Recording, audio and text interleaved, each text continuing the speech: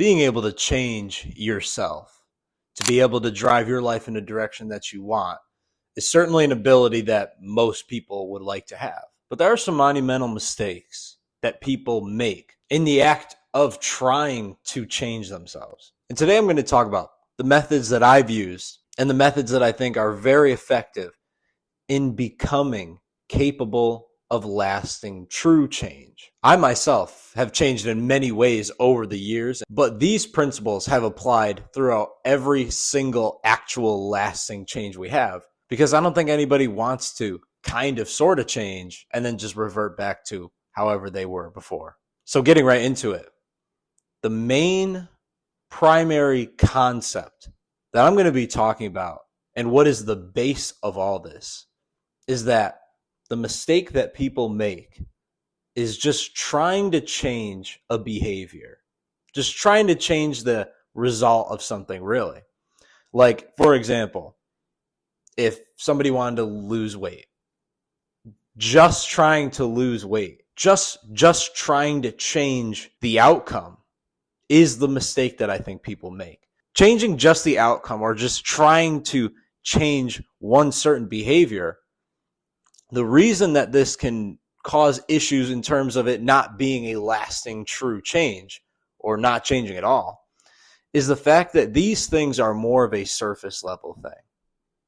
It's like the result is like up here, like getting into better shape is up here. And I'm not saying that working on the skill exactly is not good and isn't what plays a role at all. What I'm saying is that in order to get up here, you have to work on some stuff that are down here. The base of just you and your character. No secrets, no hidden formulas or anything like that.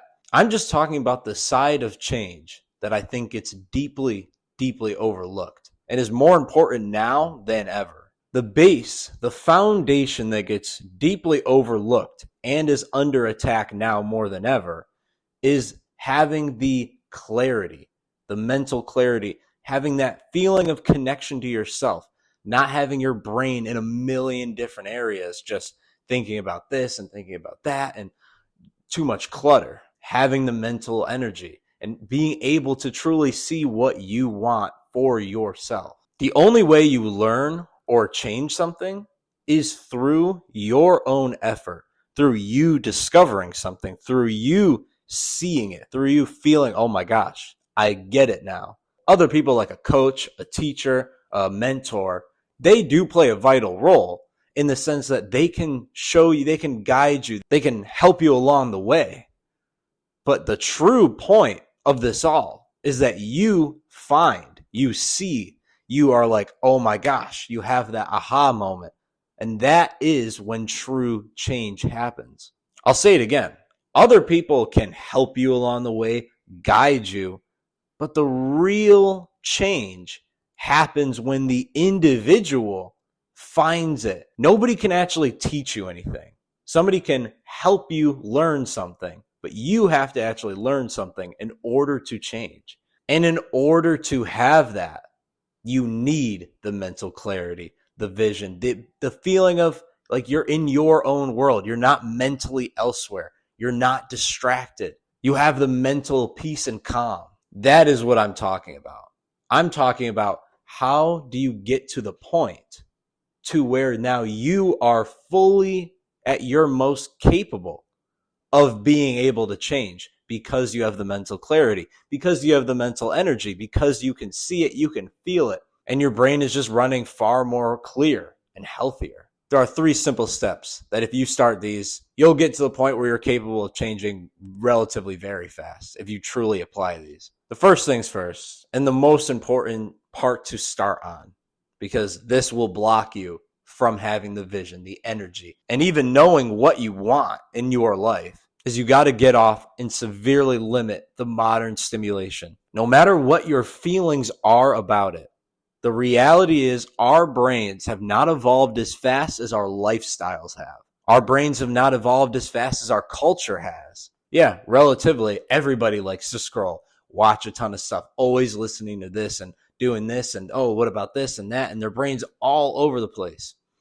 That is what causes so much indecisiveness. That's what causes people are like, I don't even know what I want.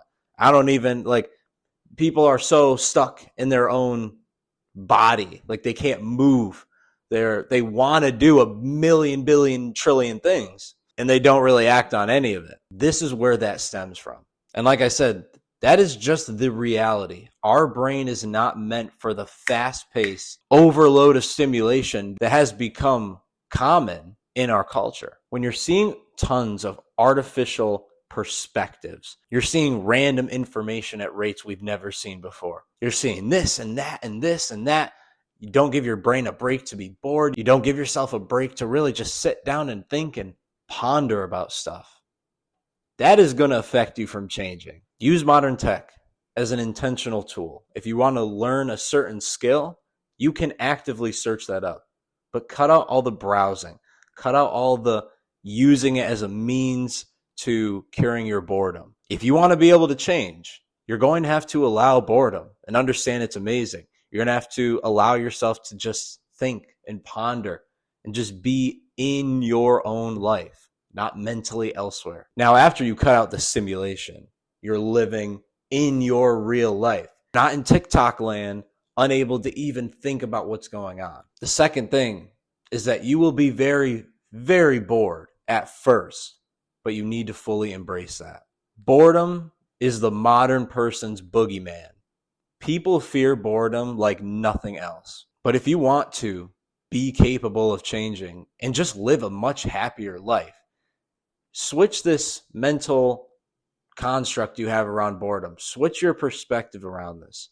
Because viewing boredom as a bad thing is a bad thing. Most don't know much about boredom.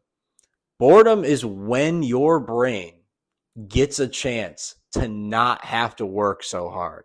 Boredom is when you're not analyzing a million things. Boredom is when you're not thinking about a billion things. Boredom is when in a certain moment, you don't really have much on your plate. This is rest. This is recovery. This is your brain resetting from the modern lifestyle of fast everything, ADHD, depression, anxiety. This is your brain getting a chance to reset. Don't fear that. Boredom is also just natural. It's one of the most natural things there are. We have our highs in life. We have the super cool event that we went to that we planned a ton of time in advance. We have the cool trip we went on that we planned a ton of time in advance. We have a bunch of really cool stuff and awesome stuff that we do. When we do that and we don't have times of like, man, I'm not really doing much right now. I'm just, I don't know, not doing anything. When you don't have that, you are missing a humongous chunk of life. This is where that feeling of dullness comes from, because people, they go to their concert, they go to the party, they do this, they do that. And in all the meantime that they're not actively doing some event, they're scrolling. They can't even bear the idea of just not doing anything. This wrecks your natural dopamine. Your life will just feel like it kind of sucks when you do this.